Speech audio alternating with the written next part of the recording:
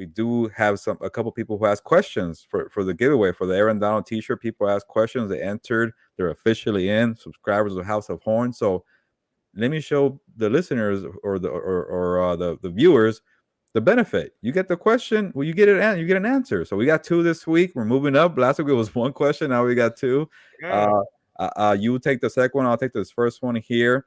And the first one is from Steve On. Steve, hopefully I'm not butchering your last name, but Steve, last name AHN. Steve On. He said, just sub. Thank you, by the way. Excited for a different voice in Rams YouTube. We're different voices here, Victor. So that's a good thing. And then the question is, do we see a trade or a big signing like last year with Von Miller or OBJ to help out this Rams team, because they need the help right now? And I guess to kind of answer that one, I don't know if I see anything out there, but hey, that name that you mentioned, OBJ, is still out there. That's all I can think of. Like you were mentioning, Victor, it's not easy to get an offensive lineman out there and go get an interior lineman to help you out at the guard spot. So I think it's big to go after OBJ. And I see Von Miller already trying to recruit him to Buffalo. That would not be good for the Rams. He had a visit with the Giants. Like I'm telling you, he's trying to flirt with everybody right now to get that value going on, which is good for him. But a couple concerns real quick. He just coming off the torn ACL in the Super Bowl, which is only like 9-10 months removed. You're going to put all your faith on one player to bring you back on the guy who just tore his ACL. That's a lot of pressure on OBJ. I think the guy's still an explosive playmaker. He will help out with the explosive plays. That's a big ass, though. And then also, he doesn't play in the offensive line. He doesn't play in the secondary. There's a lot of issues with the team. He's not an edge rusher either. So, Victor, this actually might be a story for me this week. Is yes, OBJ will help, but he doesn't solve all the problems. So I think that's a good story for me to work on. And then the next question is from a good friend, Alonso Takanga. He's actually asking a lot of questions for us, and I'll give you this one, Victor. He said, has Matthew Stafford lost a step, or do the 49ers just make a lot of quarterbacks look like that? Well, yeah, the 49ers are going to make a lot of quarterbacks look like that. I do want to see the 49ers play like a better offensive team, and we'll get more of that. Like they play the Broncos and some other things, but this is mostly about Matthew Stafford. I think we've kind of known since the offseason that there was something going on. Maybe him missing a lot of that offseason went into why we're seeing him not be as productive as we've seen him. I mean, he's had his first 2 back-to-back games without a touchdown. It also doesn't help, like we talked about with the offensive line. When you were talking about the offensive line, I mean, yeah, like you can bring in dudes. Like there was a guy on the Raiders practice squad, Billy Price, who just got picked up by the Cardinals, who might have done it because they have Hudson there, the former Raider, in as playing center, so they might have just taken Billy Price to get him away from the Rams picking him up. So, I mean, what they need is like you talked about. They need to pick up.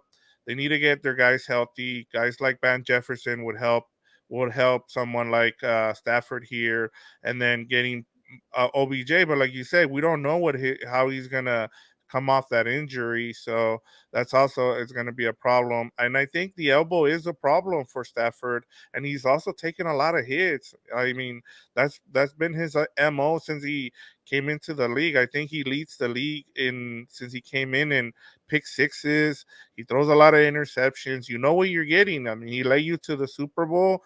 Maybe that was it. It was the price you paid. I just don't understand why you paid him that much money and re-signed him when you really didn't need to. But I get it. He's your guy. You have to pay quarterbacks nowadays, and you can get out of contracts at any time. So I'll leave it at that. No, it's a fair question because I think somebody asked him today, like, can you just evaluate yourself after 4 games after the first month of the season? He's like, I'm not gonna give you a full grade here, but like the game is to score touchdowns. We're not doing that now, so that kind of tells you that he knows he's not playing well. He has 4 passing touchdowns and 6 interceptions. They're averaging less than 18 points per game. This offense is not working right now, and I think Stafford will be the first one to tell you so. Yeah, good questions from Steve and Alonso. Ask questions, you'll get some answers here. But Victor, what do we have next? Is it player? We got player matchups to watch. Let me get it started because we're both going to talk about the same matchup Yeah. here. So let me get us started. And our player matchup is going to be Jalen Ramsey against CD Lamb. And for me, it's Ramsey needs to take the challenge of covering Lamb. Like we've seen Ramsey be the playmaker. Like they play him off the ball, like whatever they need him. They he The problem is that when they've gone up against guys like Stephon Diggs and like we saw last week against Debo Samuel, those receivers, those alpha receivers have gone off, and at some point, as the second guy, the alpha guy on the Rams defense, you need to take it upon yourself and go to Raheem Morris and say, "Look, I'm gonna lock that guy up." So that way, it frees up the rest of the guys to be able to do what we need to do to win this game. And for me, that's why it's a matchup. You need to somehow take CD Lamb out of this game because, as Tyler said, Noah Brown might be out. We don't know. He popped up with an injury. They have Michael Gallup as well that you have to take care of. So for me, this is the matchup to watch. Yeah, no, that's a good point and a fair point because when you're decimated in the secondary, I think we're all focusing on the offensive line, but this secondary is also taking a massive hit there. And I get that Raheem Morris wants to have Jalen play that star role, and I think I asked Jalen about it maybe 2 weeks ago when the injury started happening. Like, does your role change? Like, no, I'm still do a little bit of everything. He moves around, and that's good and all, but your secondary is young, inexperienced. That was just a bad decision by Darion Kendrick, the rookie, to jump the route on Debo because if you don't get that, you saw the results. So it was a gamble. So maybe it's Jalen covering Debo. He doesn't make mistakes like that. He's a smarter player, and you're getting paid $20 million a year. So at one point, it's nice being the versatile kind of star player, but go ask and lock down a guy, defender. I know that's not the same case anymore in today's NFL. And Tyler brought that up. Like you can't just be like you're on my island kind of thing with Darrell Reeves and guys like that. It's a lot of zone heavy scheme. We all have different assignments on the different side of the field. But at some point, he's gonna be like, "Hey, CD Lamb, that's their guy. Let me get him." I know there's no, Troy Hill, maybe no Kobe Durant, no Jordan Fuller. So yeah, help out. But real quick, I wanted to throw in another one on the player matchups, and it's still the same side of the ball because I was just a little like we're focusing so much on the offensive line. And I think maybe Tyler is what got me thinking like, what else is out there? Because I'm focused on the offense, I'm focused on the offensive line, and this pass rush has been absent. Like, yeah, you got Aaron Donald, but what about the guys on the outside, the edges? Like, because we've discussed Von Miller trying to recruit OBJ, but they will probably want a Von Miller right now too to come back and help them because Leonard Floyd is dealing with a banged up knee, and it looks like he's been quiet out there. Terrell Lewis has shown the flashes, but he's not finishing. He's not closing in and really making an impact in the game. And then Justin Hollins, we already knew he's not really a sack artist. He's more of an efficient, linebacker, a versatile linebacker, but he's not leaving an impact either. And Tack McKinley, by the way, the impact that these guys just left, Tack McKinley and Justin Hollins, a dispute on the sideline. That's all they did because there was one quarterback hit, 0 sacks. And the one quarterback hit, you could probably guess the player who did that. It was when they left Aaron Donald wide open, and he got that. So other than that, it was a very quiet day for the pass rushers. And then I know they had some injuries with Tyron Smith, right, for the Cowboys, the left tackle. But this Tyler Smith guy, not to be confused with The Tyron rookie, Smith, yeah, yeah. he's been doing well, and people were giving the Cowboys a lot of crap for drafting him in the first round. So, and they have Zach Martin, so this offensive line is still very good, but they need to start creating some pressures for the edge rushers group because we can't be focused on the secondary, we can't be focused on the offensive line. They have not done their part either. Yeah, before we get move on into X factors, one of the things that you brought up was that Tyler Smith, and one of the things I noticed watching that tape of the Cowboys and Commanders game. So it's still hard for me to say Commanders. Like I don't want to mess up and say the wrong thing. So, but they had Jason Peters playing guard because they like how good. And then I think his name is McGovern. Is his last name.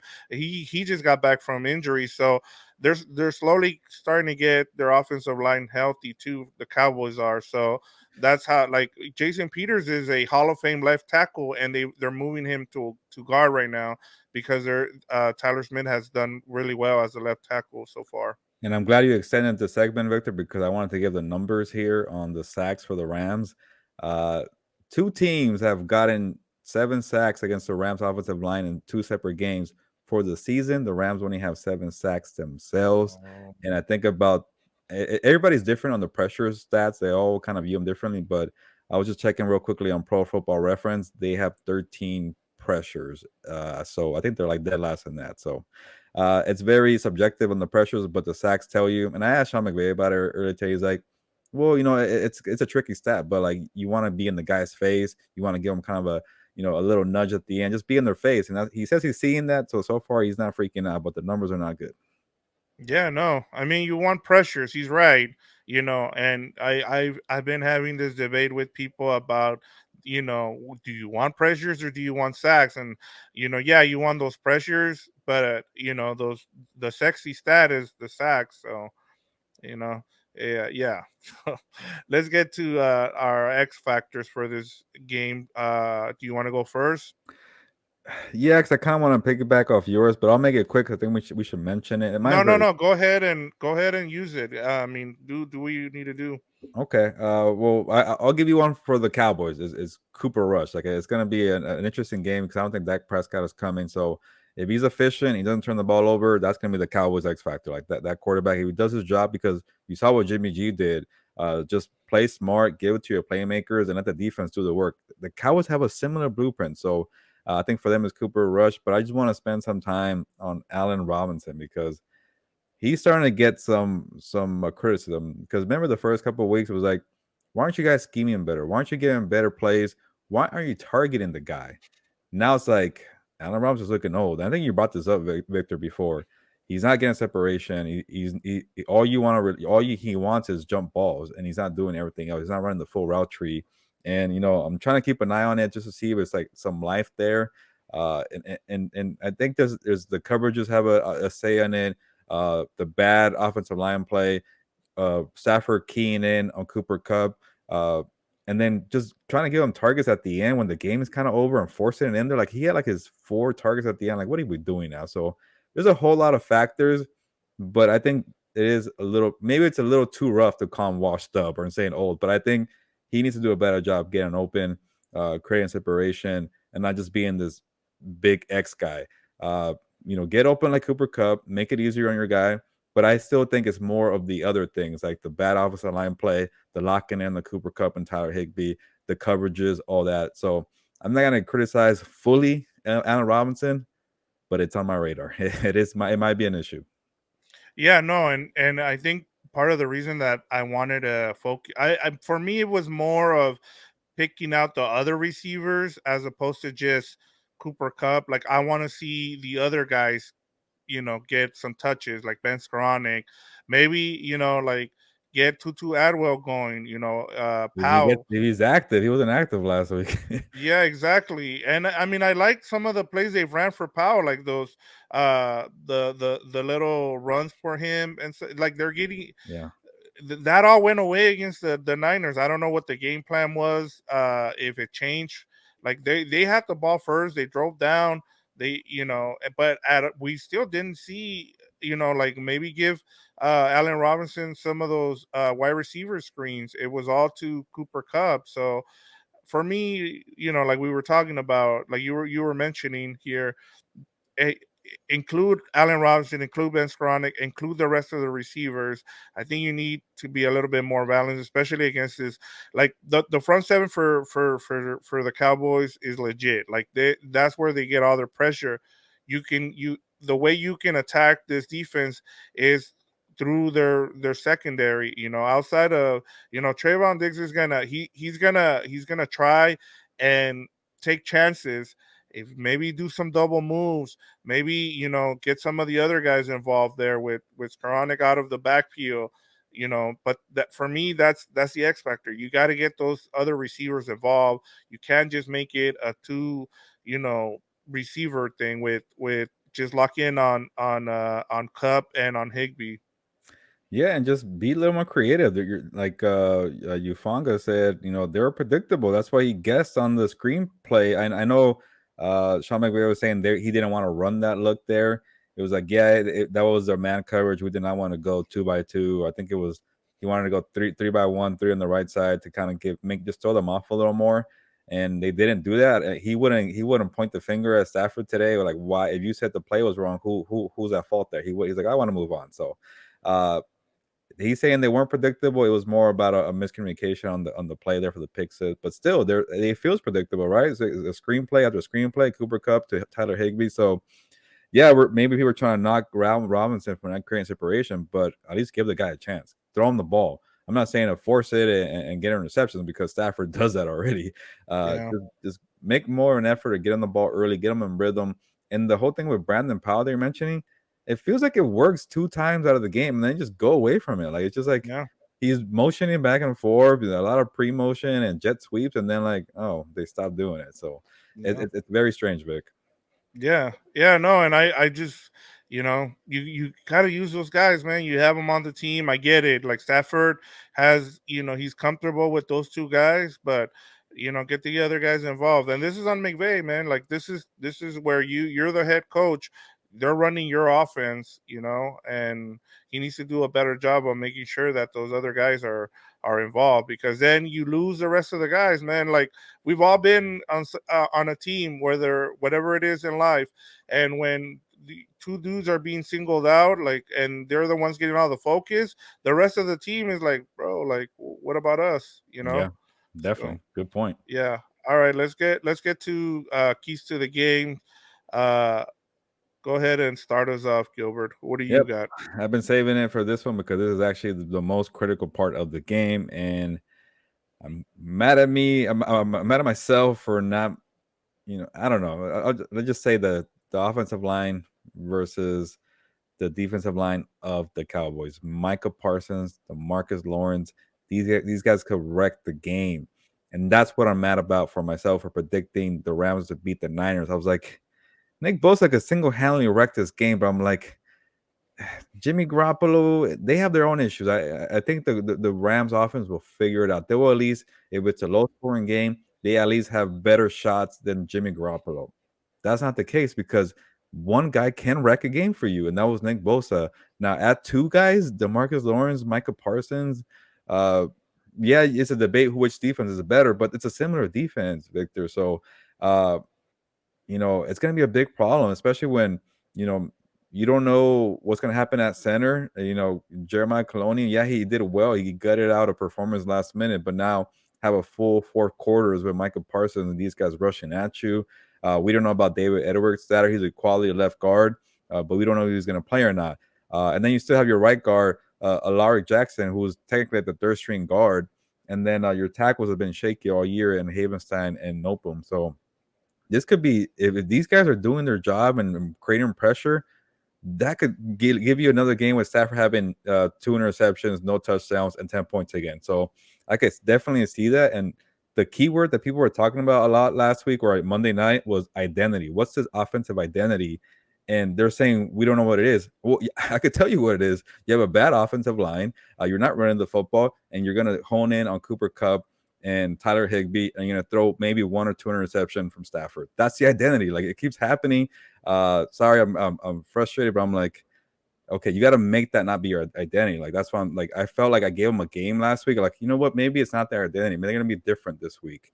But so far, I'm not gonna, like, look away. I think Michael Parsons and Marcus Lawrence gonna be a big problem, and if they have a day, this game's gonna be like last week. I hate to say it, but that is the key to the game. So if they somehow create or contain these guys, they'll do better. But I think, Victor, you could counter here and how they could minimize the damage from these guys, right?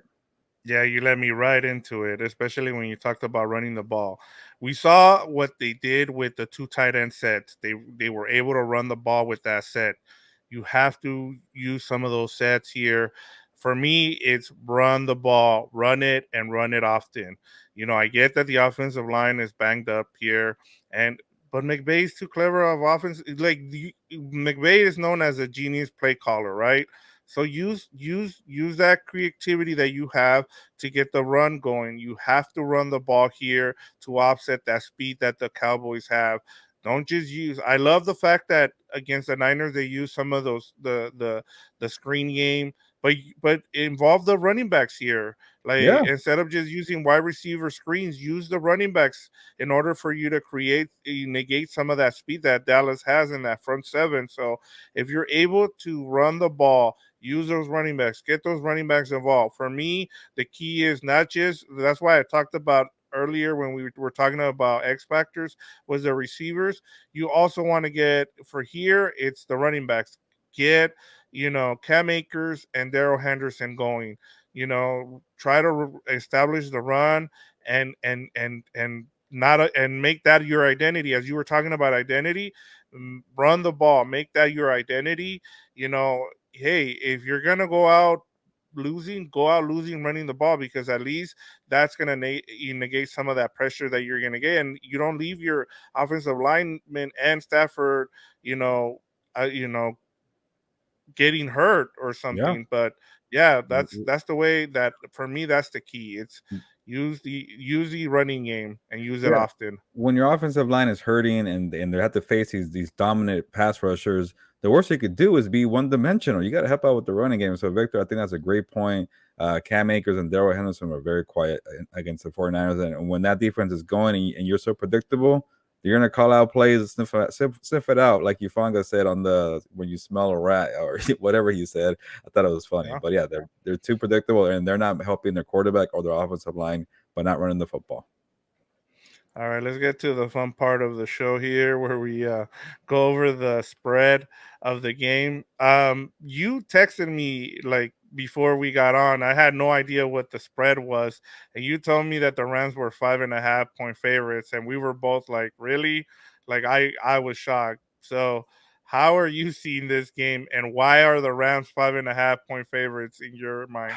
That's what I'm trying to figure out. It's kind of a high spread. Like I was actually looking at the other line just to see like does the home team get a lot more points nowadays? And then I saw that the 49ers are hosting the Panthers, I think, and they're only -3. The Panthers, the -3 against the Panthers, and the Cowboys are 5.5 against the Cowboys, who are much better than the Panthers. It doesn't make sense. It didn't make sense. Maybe it's like an unknown about the quarterback. Maybe that comes in or Cooper Rush. There's something there that's holding up this line. It just doesn't feel right. Like I could accept maybe -3.5 for the Rams. That's cool. They're the home team, spot on. But 5.5 seems like a lot. So as you could tell, I'm kind of leaning for for the Cowboys plus 5.5. So I think the Cowboys look very similar to the 49ers, like I already mentioned. And maybe I think you give the edge to the 49ers because of the coaching staff.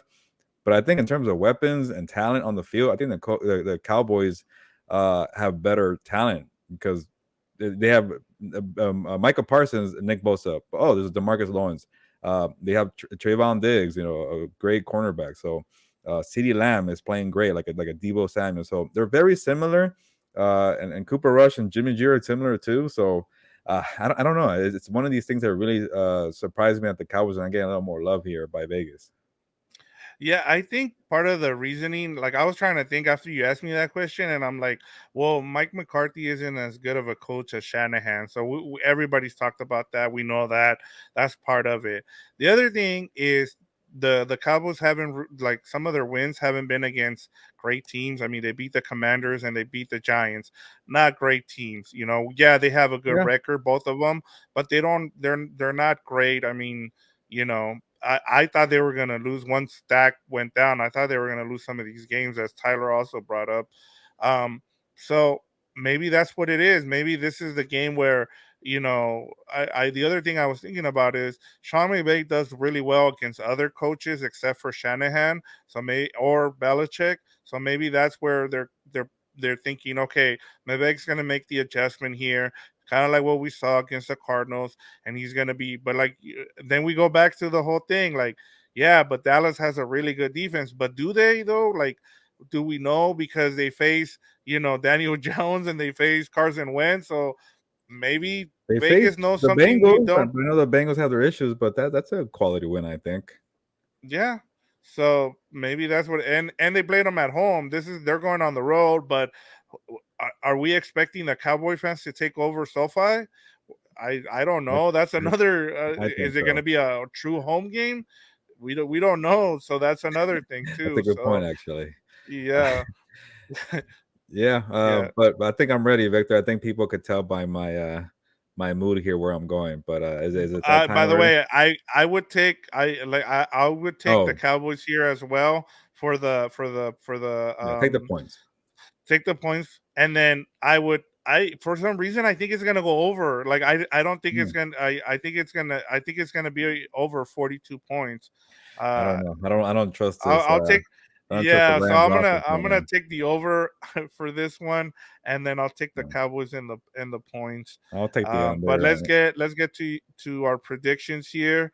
Go ahead and start us off because I wanna Yeah. hear what you have to No, say where I you're think gonna mine go. is more obvious. So I'd rather hear you go second because I feel like I still don't know where you're leaning, but they've shown me who they are, Victor. I know this team now. Is the identity has been 4 games. I've seen enough. It's been the same show, the one man show. Cooper Cup, a top heavy defense. That if Jalen Ramsey is not having a big game, then they're gonna struggle. Aaron Donald's been pretty quiet. Like I saw like this crazy metric from one of the analytics guy on ESPN where like Donald always dominates in the interior. Uh, I don't know. Is it Fernando trying to get on the show right now? Sorry, Yeah, it's throwing me off here. Trying to mess up here. But yeah, I think Chris Jones from the Chiefs finally surpassed him in the metric. So maybe Aaron Donald a little down there, but just to not go on a tangent there, you know, maybe you're on to something. Maybe it's gonna be a high scoring game, but it's a predictable uh, game for me. I think Michael Parsons and Marcus Lawrence are gonna have a big game. I if Cooper Rush is not having a turnover, making the turnovers, and maybe this could be a game where the defense finally frustrates Cooper. You bring a good point with the quality opponents that they faced. I just don't really see much from the edge rushers, like I mentioned here, to create a lot of pressure on Cooper. His offensive line is very good. Tony Pollard looks good. Ezekiel, we didn't even mention the running back. Ezekiel Elliott is good enough, but they're a really well balanced team. So and the Rams don't have balance. So with that, I'll stop ranting here, and I'm gonna finally go against the Rams this year, and I will take the Cowboys. What's a good score here?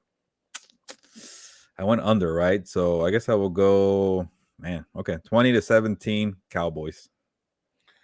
no, nice. Actually, I think it's going to be a 3-point game, but I think it's going to be 24-21 for the Rams. I just think There like we go. yeah, I like I said, there's something with Sean McVay. I think Sean McVay is going to make I believe in him in terms of making the adjustments here. I think he's the better coach going up against McCarthy. He'll make the adjustments against that Dan Quinn. Dan Quinn has revitalized that defense. I remember there was a lot of jokes with the Cowboys and how bad that defense used to be. Doesn't now the Cowboys, their defense is the best thing. Like their offense isn't as good as the defense anymore. And I think what's making them win games is that defense. And I just think the Rams, are going to make the adjustments and they're going to pull out a 24-21 win against the Cowboys. It's not a high scoring game. There's still, I mean, how many games have they scored over 20 points? Was it just once Yeah, against the Atlanta game. the Atlanta game, and that's it. And where was it? It was at home. Yeah, So I'm expecting them to come out better. Now, the one thing that kind of kept me from not picking the Rams here was that whole question: is it going to be a true home game? Because we don't know if the Cowboys are going to take over. I have faith in Ram fans that they're going to show up. They won't be selling their tickets, uh, but I know how expensive things are here in LA, so I yeah, wouldn't blame them yeah. if they sold their tickets, especially to Cowboy fans that are Mm-mm. gonna pay 2 to 3 times whatever that ticket is worth. I never knock fans for making their money. If you gotta make money and people want to dish Oh, out 4 times the value, go for it. But yes, that could be a factor, Victor. And yeah, and good points on the Mike McCarthy versus Sean McVay battle. But I don't think Sean McVay has all his chess pieces. When you're very thin, you can't make it work. And when you have Michael Parsons over there, it's going to be tough. And then I really like what Dan Quinn has done. Like you brought up a good point to Tyler, where he's not playing cover three. He's a coach who evolved. Coaches got to evolve, and he's done that. So maybe Dan Quinn is saving the Cowboys right now, Victor. But I'm glad we went different ways again. But for me, I'm kind of like, why didn't I do it the other way around? Because the road team against San Francisco, you picked it correctly. I'm going against the Rams at home, so again, maybe I'm in the bad spot here. Yeah. No, I mean it's good, man. Like we can't agree every time. Yeah, So this is good for I can't pick the and Rams every week too. yeah, and we gave our points, man. Like, Yep. hey, this is what, we're giving each other our point of views, and this is where we're coming from. So, hey, we'll see how they actually put it on the field on Sunday. So, and Yeah. how it comes out. Yeah, should be a good matchup week 5. I think we're right at the 1 hour mark. Good timing here. It's time to go, but just want to give a quick plug that if you want something to do after the game, we have a post game show usually about an hour after the game, sometimes an hour 15. I'm working the locker room, I'm doing a story, but then I get on Twitter, on YouTube Live here of House of Horns, and I answer questions from Victor and hopefully from you guys. Leave a comment. And then we do a pretty fun post game show. I thought the one last week was pretty good, even though I had my whisper voice at Levi Stadium. But it turned out pretty well. So make sure to check out the post game show, YouTube Live, an hour, maybe an hour and a half, an hour 15 after the game. Look out for it. I will tweet it out. And just subscribe here and you get a notification. But other than that, Victor, anything else? Are we ready to go? Yeah, no, I mean, I was just gonna say, make sure you're following him and getting all the. He's got great videos from the post game in the locker room. I mean, those things do well for us, so make sure you're following him. And yeah, he's got. Go ahead and get us out of here. Yeah, I don't know if you hear like a random noise in the background. That it means it's time for the cats to eat. The cats didn't make an appearance in this show, Victor, so I think they're learning. But it's time for dinner for them. So on that note, ya nos vamos, pues vámonos.